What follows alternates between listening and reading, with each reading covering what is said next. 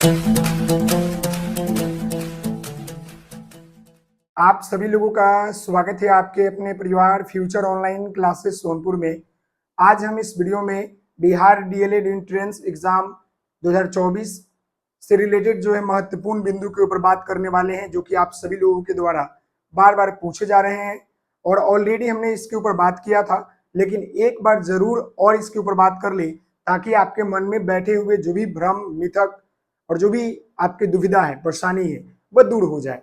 सबसे पहले तो मैं आपको बता दूं कि आप सभी लोगों का रिजल्ट जो है जारी हो चुका है। आप लोग जरूर अपना रिजल्ट को डाउनलोड करके सेफ रखिएगा, प्रिंट आउट निकलवा लीजिएगा, क्योंकि उसी चीज के ऊपर हम बात करने वाले हैं। साथ ही साथ जो आपकी काउंसलिंग की प्रक्रिया है, इसी महीने के अंत से पहले यानी कि लास्ट वीक ऑफ जून आपके काउंसलिंग की प्रक्रिया भी स्टार्ट हो जाएगी। अब रही बात की जब काउंसलिंग की प्रक्रिया स्टार्ट हो जाएगी तो यहाँ पर दो सवाल आ रहे हैं। पहला सवाल ये आ रहा है कि काउंसलिंग करने के दौरान कौन कौन से डॉक्यूमेंट लगते हैं और एडमिशन के दौरान कौन कौन से डॉक्यूमेंट लगते हैं। ये दो सवाल आप सभी लोगों के मन में ज्यादा घूम रहा है और ज्यादा पूछे जा रहे हैं। तो मैं आपको स्पष्ट रूप से बता दूं कि काउंसलिंग करने के दौरान कोई भी प्रकार का डॉक्यूमेंट नहीं लगता है। सारे डॉक्यूमेंट आपके जो है एडमिशन के दिन लगते हैं।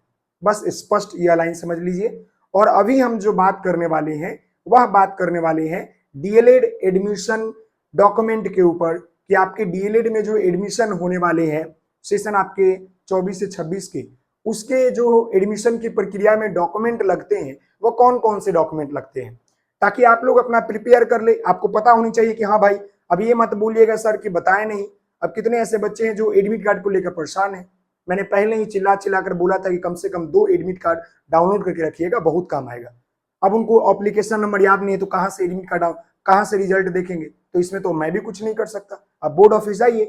तो अभी हम बात करने वाले हैं बिहार डीएलएड एडमिशन सेशन आपके 24 से 26 एडमिशन डॉक्यूमेंट के ऊपर कि डॉक्यूमेंट में क्या क्या चाहिए आपको। सबसे पहले मैं आपको बता दूं कि आपके दो सवाल हैं। आपका एक पहला सवाल है कि आपके जो है जो ये काउंसलिंग होने वाले हैं, जो ये आपके काउंसलिंग होंगे, इसमें आपके जो है डॉक्यूमेंट कौन लगेंगे। और साथ ही साथ जो है आपका दूसरा सवाल है कि जो ये आपका एडमिशन होगा, समझ गए ना, जो ये आपका एडमिशन होगा इसमें आपके डॉक्यूमेंट कौन लगेंगे। तो ये मैं आपको बता दूं बाबू, ये आपको मैं बता दूं कि जो ये काउंसलिंग होता है ना, ये आपका जो होता है ऑनलाइन होता है। ये क्या होता है आपका ऑनलाइन होता है। और इसमें केवल आपको जो है लॉगिन करके समझिएगा, लॉगिन करके वहां पर पेमेंट करने होते हैं, समझ गए, और कॉलेज का चयन करना होता है। और क्या होता है, कॉलेज का चयन जो है करना होता है। यहां पर आपका जो होता है काउंसलिंग में आपका क्या होता है कि यहाँ पर ऑनलाइन होता है, इसमें आप पेमेंट कीजिए और कॉलेज का चयन कीजिए, यही आपका काउंसलिंग है। इसमें किसी प्रकार का कोई डॉक्यूमेंट नहीं लगता है।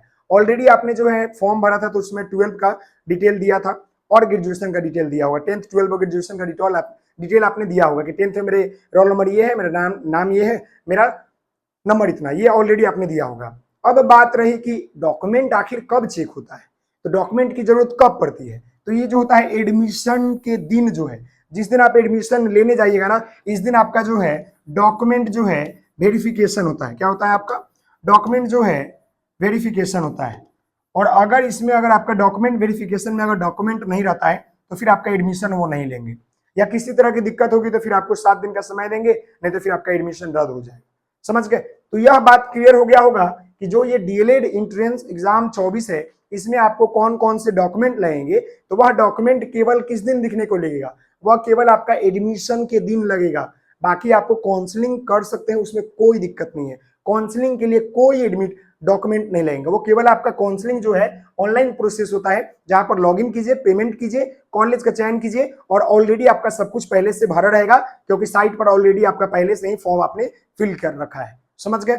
अब रही बात कि हमें कौन कौन से डॉक्यूमेंट चाहिए वो एडमिशन के दिन के लिए, तो आइए हम बात करते हैं। ऑलरेडी हमने इसके ऊपर बात किया है, लेकिन फिर से एक बार हम बात कर लेते हैं ताकि आपको किसी तरह की कोई दिक्कत नहीं हो। मेरे प्यारे बउआ और भाई बहन यहाँ ध्यान दीजिएगा। सबसे पहले मैं बात कर लूं तो पहला डॉक्यूमेंट जो होता है ये आपका है डीएलएड एडमिट कार्ड।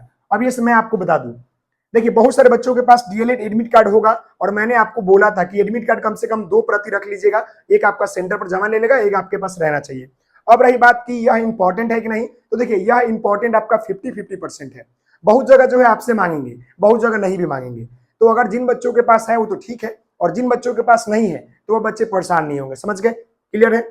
जब मांगा जाएगा तो आप मुझे कॉल बैक कीजिएगा, मैं आपको एडिट करवा के भिजवा दूंगा, तो परेशान नहीं होना। ओके जी, चलिए अब हम यहाँ पर बात कर ले दूसरा, ये जो है उतना इंपॉर्टेंट नहीं है, इसको हम स्टार मार्क्स नहीं लगाएंगे। चलिए दूसरा है डीएलएड मार्क्स शीट, यानी कि रिजल्ट जो आपका कल आया था, तो ये आपका इंपॉर्टेंट है, इसको जरूरत पड़ेगी जब भी आप एडमिशन करने देंगे ना।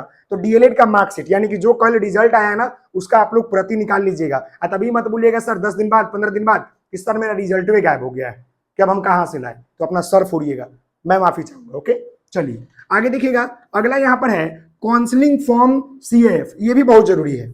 अब ये आपको समझ में नहीं आएगा, मैं आपको बता देता हूँ। जो आपके 10 दिन बाद जो काउंसलिंग की प्रक्रिया स्टार्ट होगी ना, तो आप लोग जो काउंसलिंग कीजिएगा उसका जो है फॉर्म मांगेगा। जैसे काउंसलिंग करने, जैसे हम लोग कैसे एप्लीकेशन कोई भरते हैं तो इसके एक प्रति आता है ना कि हाँ भाई हमने एप्लीकेशन भर दिया, उसी प्रकार काउंसलिंग का एक फॉर्म भरेंगे।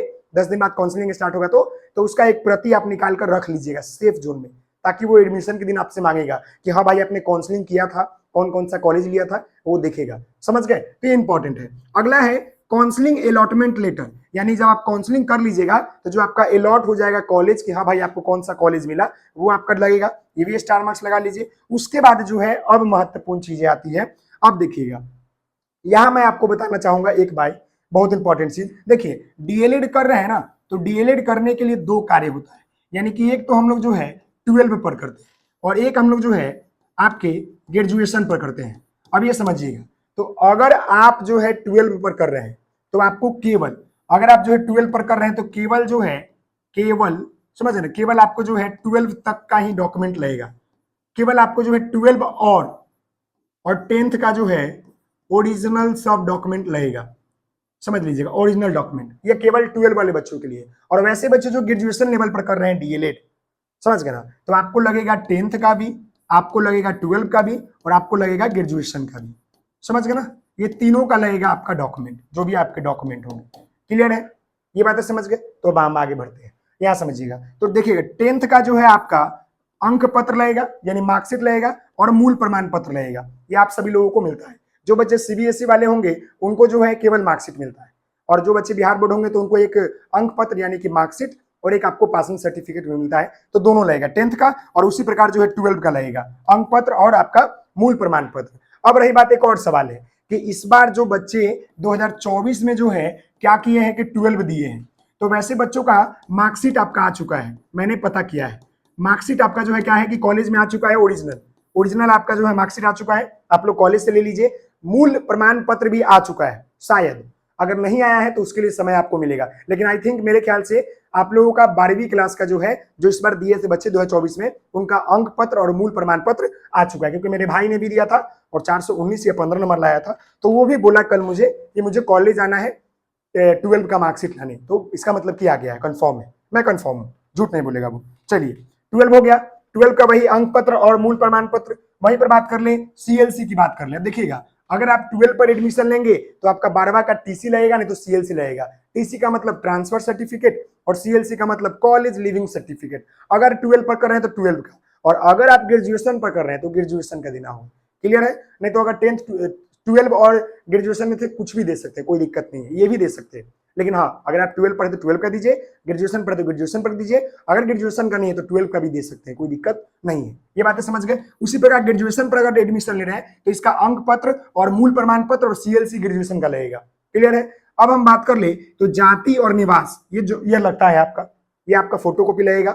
अगला है शपथ पत्र, जब जिस दिन आप एडमिशन लीजिएगा ना, जिस दिन आप एडमिशन लीजिएगा उस दिन आपको कॉलेज एक फॉर्मेट देगी और शपथ फॉर्मेट रहती है, उसको भरकर आप कोर्ट से लिखवा कर जमा कर दीजिएगा, वो लगेगा। साथ ही साथ मेडिकल सर्टिफिकेट लगता है, 2 रुपए का एक पुर्जा कटाइएगा, किसी सरकारी विद्या कॉलेज में जाइएगा, मेडिकल कॉलेज में, और वहां जाकर बोलिएगा कि मेरा एक रिपोर्ट लिख दीजिए कि मुझे एडमिशन लेना है, I am totally fit and fine, तो हो जाएगा। आपको 2-3 रुपया लगता है उसके लिए। अगला है, अब ये इंपॉर्टेंट है, 12 नंबर बहुत इंपॉर्टेंट है। देखिए आपने फॉर्म भरा था तो उसमें कितने ऐसे बच्चे होंगे जो एनसीएल का प्रयोग किए होंगे, ईडब्ल्यूएस सर्टिफिकेट का प्रयोग किए होंगे, फ्रीडम फाइटर सर्टिफिकेट का प्रयोग किए होंगे और दिव्यांग प्रमाण पत्र का प्रयोग किए होंगे। तो आप सभी लोगों को दिखाना होगा या अगर आप जो ईडब्ल्यूएस से हैं, ओबीसी से हैं, एनसीएल आपका अलाउ है, या आपका जो है फ्रीडम फाइटर है, या आप जो है दिव्यांग कैटेगरी से हैं, तो इसका मूल प्रमाण पत्र आपको लगेगा। साथ ही साथ अगला जो आपका 14 नंबर है, आधार कार्ड लगेगा, इसका फोटोकॉपी, और इसके बाद जो है आपका 5 फोटो लगेगा, और जितने भी आप सब के जो है दो दो जो है फोटोकॉपी आपके कॉलेज में